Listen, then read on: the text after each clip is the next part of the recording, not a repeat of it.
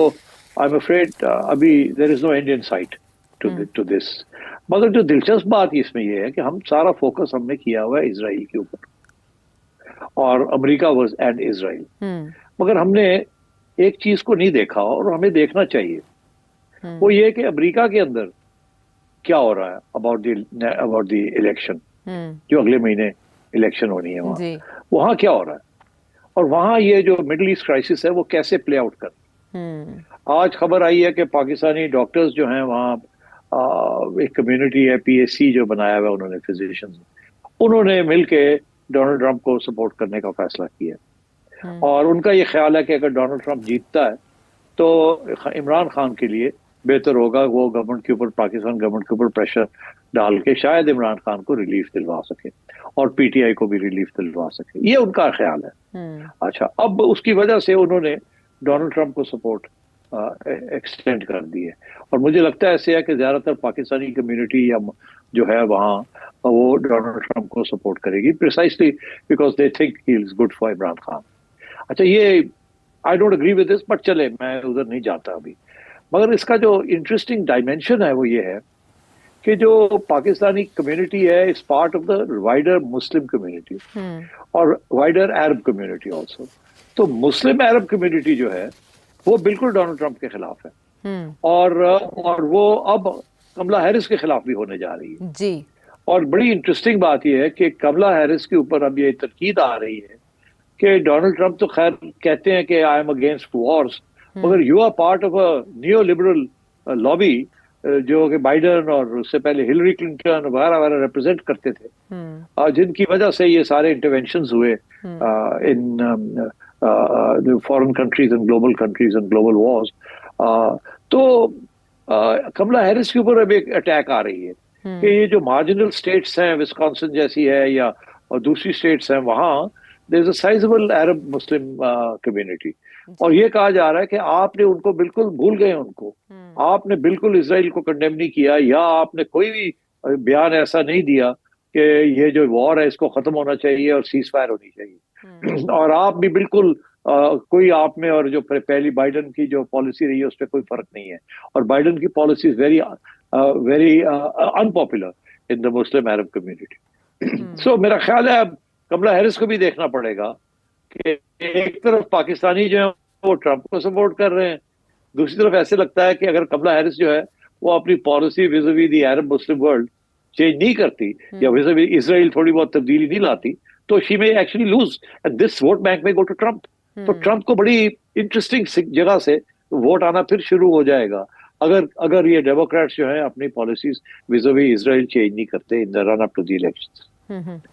अच्छा, तो सिट साहब, अमेरिकन प्रेसिडेंट आउटगोइंग, उनका ये कहना कि टेम्परेरीली हम रोक सकते हैं जो ये एस्केलेशन हो रही है ईरान इसराइल के दरमियान, आप समझते हैं कि इस मामले को लेकर वो अभी कोई अहम किरदार अदा कर सकते हैं दोनों के दरमियान सीज फायर के लिए?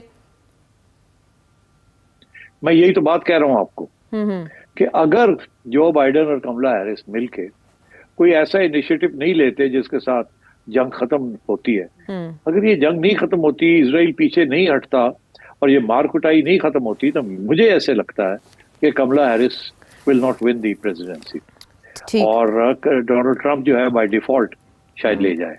ये इस वक्त इफी है, टच एंड गो है, predictions one should not be making, but I think Kamala Harris और जो बाइडन का ये अब वीक स्पॉट बन गया है, और डोनाल्ड ट्रंप बड़े तरीके के साथ नेविगेट कर रहे हैं। किसी दिन वो जंग के खिलाफ बात करते हैं और सीजफायर की बात करवाते हैं, किसी दिन वो इसराइल के हक में को बात कर देते हैं, and so on.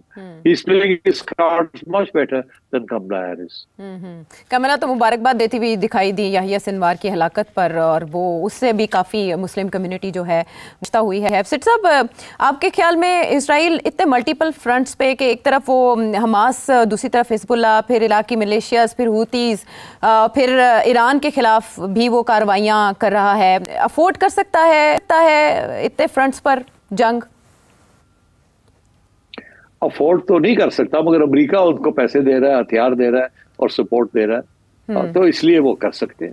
That is why they are doing it in fact. और ये बहुत बड़ा एक क्रिटिसिज्म है कि अगर आप आर्म्स शिपमेंट्स ही बंद कर दें इसराइल की, तो इसराइल के ऊपर बड़ा प्रेशर बन जाएगा for to do a cease fire.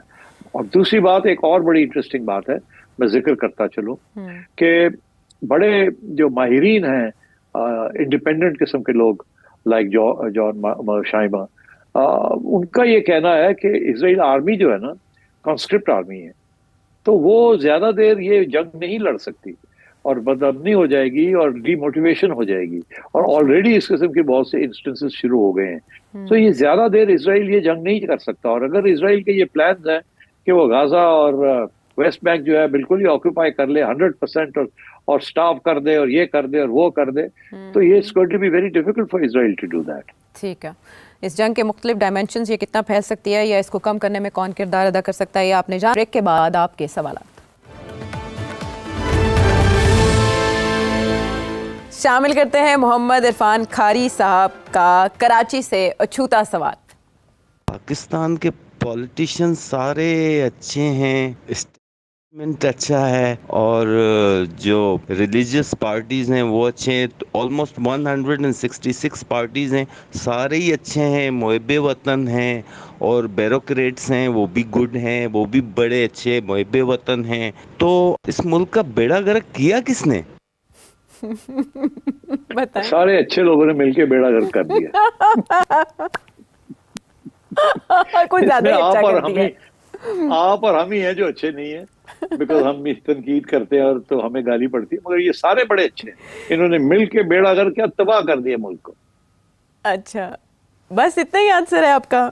इतना, और मैं क्या कहूँ, काफी। मुजाहिद शाह साहब टेक्सास से क्या जानना चाहते हैं? अदालतों में जब कोई ऐसा आईनी सवाल जाता है जिसके अंदर कोई भाम होता है, जिसकी वो तशरीह खुद कलेक्टिवली 5 वकील सुनती, इवन फुल बेंच करने की कोशिश करता है, अगर आइन बनाने का इख्तियार पार्लियामेंट का है और अगर उसमें कोई भाम या सुकम है तो उसकी तशरीह करने का भी इख्तियार पार्लियामेंट का होना चाहिए। तो क्या ऐसे मामलात को पार्लियामेंट में वापस नहीं जाना चाहिए? प्लीज रहनुमाई कीजिएगा। जी सेठी साहब। बात यह है कि पार्लियामेंट ही कानून बनाती है और पार्लियामेंटी कानून को चेंज करती है, और जो पार्लियामेंट आती है वो उस पार्टी जो पावर में होती है उसके हक में वो करती है। मैंने आज तक बहुत कम अमेंडमेंट्स देखे हैं जिसका ताल्लुक अवाम के साथ हो। अब ये जो सारी लड़ाई झगड़ा आज हो रहा है, इसमें अवाम के लिए क्या है, आप मुझे ये बताएं। कौन सा इसमें क्लॉज है जिसको वो अमेंड कर रहे हैं कि इन्फ्लेशन कम होगी, तनख्वाहें बढ़ेंगी, रोटी पानी मिलेगा, ये पासपोर्ट्स टाइम पे मिलेंगे, ये होगा वो। अवाम के लिए तो कुछ भी नहीं है अमेंडमेंट्स। ये तो पावर गेम्स हैं, जो हुक्मरान तबके हैं जो बारी बारी आते हैं और जाते हैं और तबाही करते हैं, वो और अपनी जिस स्पेस अपने लिए क्रिएट करना चाह रहे हैं, and this is what is happening. तो इसमें कोई public is not involve in this. In fact मैं समझता हूँ 99% अमेंडमेंट्स जो हुई हैं since 1973, public is rarely been involve. एक आध दफा शायद हो इस किस्म की बात, मगर जबकि सीटें और तो खवातीन के लिए ज्यादा सीटें बनी and so on and so forth, मगर बाय लॉ और प्रोविंशियल ऑटोनॉमी के ऊपर थोड़ा बहुत और पावर्स मिले और national finance commission award, these are public related steps, but by and large public is not involve in these constitutional amendments. और पब्लिक ही है जो कि ये पार्लियामेंट भेजती है लोगों को पार्लियामेंट। ये हाल है, ये parliament is so cut off from the public. तो रियासत के इदारे या मुख्तलिफ सतून किस तरह बहम मिलकर रियासत का ढांचा तरतीब देते हैं और किस तरह से ये नागुज़ीर होते हैं, ये आपने जाना। और भी बहुत से सवाल जो आपके जहनों में उमड़ते हैं इस सिचुएशन को लेकर या आलमी मंजरनामे से मुतालिक, तो सिटी साहब से पूछिए। अगले प्रोग्राम तक के लिए हमें इजाज़त दीजिए।